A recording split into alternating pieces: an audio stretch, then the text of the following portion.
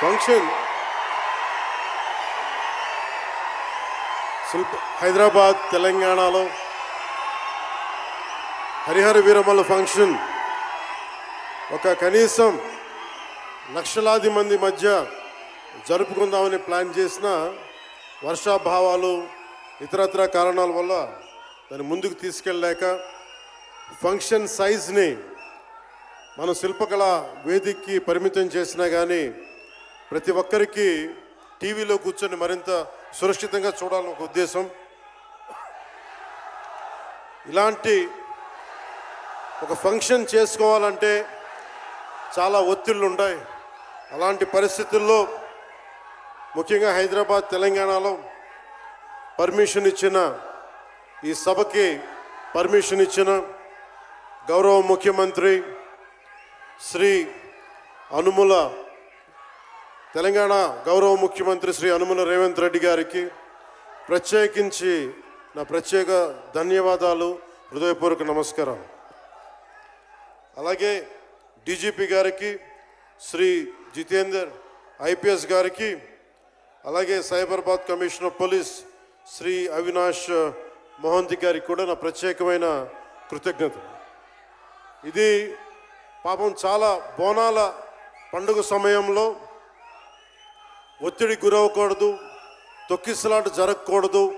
ఇలాంటి పరిస్థితుల్లో Harihara Veeramallu pre release ఈవెంట్కి పర్మిషన్ ఇచ్చిన తెలంగాణ ప్రభుత్వం గౌరవ ముఖ్యమంత్రి గారికి, డీజీపీ గారికి, సైబరాబాద్ కమిషనర్ గారికి మరోమారు ప్రత్యేకంగా ధన్యవాదాలు తెలుపుకుంటూ, ప్రతి ఒక్క రోడ్డు మీదున్న ఇంతమంది మన అభిమాన జనం వస్తే వారందరికీ సహకరించిన, తొక్కిసలాట లేకుండా సహకరించిన పోలీస్ సోదరులందరికీ, ఇన్స్పెక్టర్స్కి, సర్కిల్ ఇన్స్పెక్టర్స్కి, డిఎస్పీస్కి, ప్రతి ఒక్కరికి అభిమానుల తరపున, హరిహర వీరమల్లు యూనిట్ తరపున నా ప్రత్యేక నమస్కారాలు, కృతజ్ఞతలు తెలియజేస్తాను.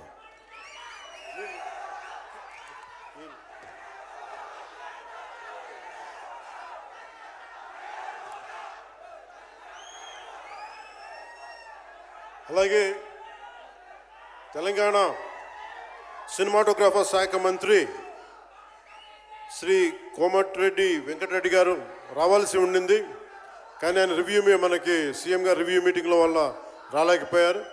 వారికి కూడా నా ప్రత్యేక కృతజ్ఞతలు.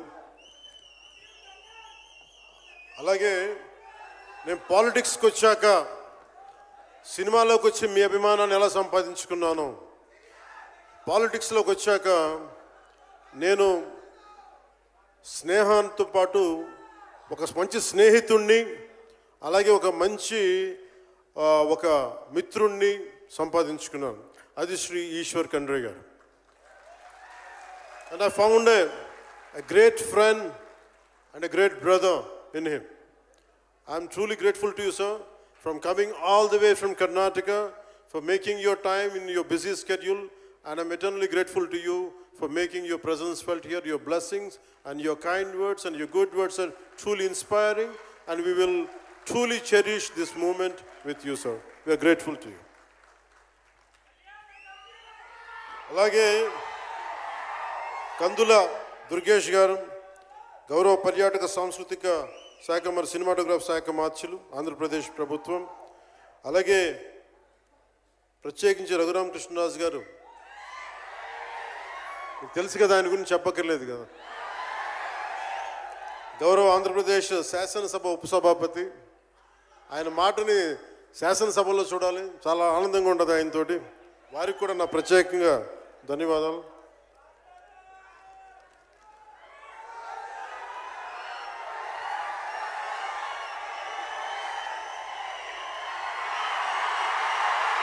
సరిగ్గా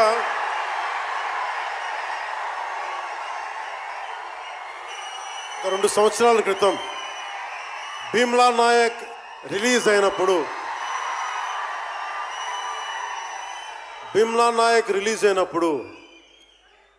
అందరి సినిమాలు 100లో ఉంటే పవన్ కళ్యాణ్ సినిమాలు 10 రూపాయలు 15 రూపాయలతో చేశారు.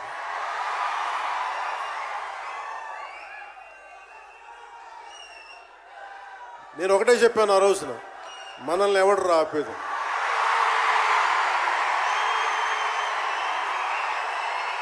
This is not about money. This is not about finance. This is not about records. This is about damn guts. This is about damn courage. This is about damn tenacity. We are here. We will stand by. We will serve. Damn courage. This is about damn tenacity. We are here. We will stand by. We will serve justice.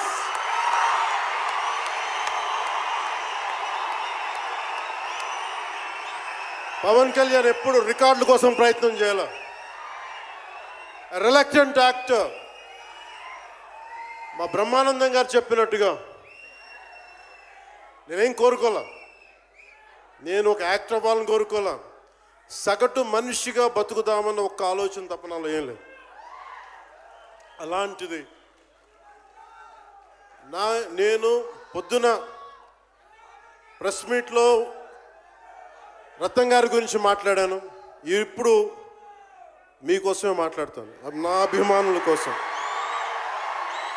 ఈరోజు నేను ఇక్కడ నిల్చున్నాను, పడి లేచాను, పడుతూనే ఉన్నాను, లేస్తూనే ఉన్నాను. దానికి కారణం ఒకరే, మీరే.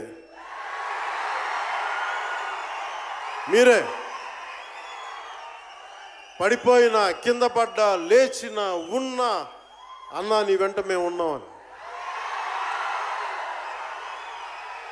నా దగ్గర ఏమన్నా ఆయుధాలు ఉంటాయా? నా దగ్గర ఏమన్నా గుండాలు ఉంటారా? నా దగ్గర ఎవరు లేరు, గుండెల్లో ఉండే మీరు తప్ప.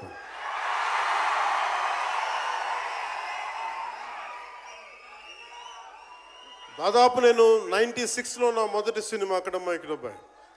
ఇది 2025 అంటే ఆల్మోస్ట్ 29 to 30 years. అంటే దాదాపు 29-30 సంవత్సరాలు నేను చిత్ర పరిశ్రమకి వచ్చి. ఎలా ఉంది అంటే నాకే తెలియదు, అలా కాలం ఇట్లా అయిపోయింది. కానీ కొంత వయసు పెరిగిందేమో కానీ గుండెల్లో చావు ఇంకా చావాలి, బతికాం.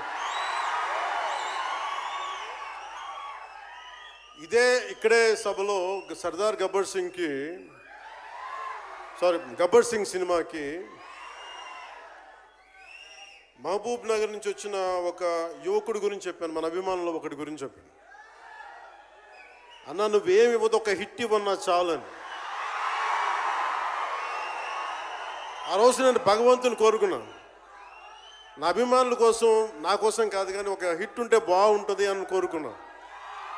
అది హరీష్ శంకర్ గబ్బర్ సింగ్ వల్ల తిరిగి వచ్చింది.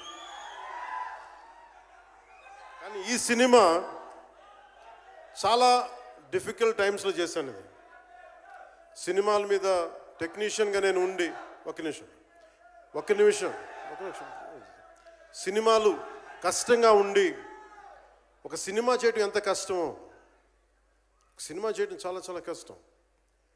నేను మీతో పంచుకోదలుచుకున్నాను ఈ రోజున, మీకు సంబంధించి.